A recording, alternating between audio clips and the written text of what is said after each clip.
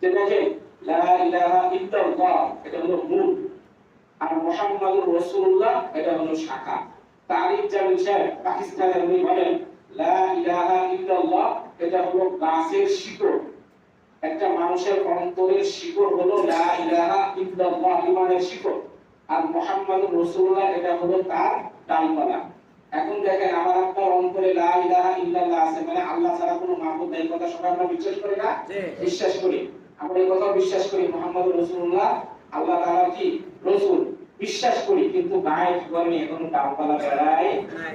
ডালপালা কি জিনিস এবার দেখেন বলা হয়ে যাবে। এবার কি জিনিস ডালপালা? আর আল্লাহ রাসূলের মুখে দাড়ি ছিল না? ছিল না? ছিল। তাহলে এখন আমার মুখে দাড়ি নাই, আমি কি লা ইলাহা ইল্লাল্লাহ মুহাম্মাদুর রাসূলুল্লাহর অন্তর্ভুক্ত না বাইরে? বন্ধুগণ, আপনি মসজিদের সভাপতি নন, মাদ্রাসার সভাপতি, কামাগারের সভাপতি, আপত্তি নাই। আপনি যদি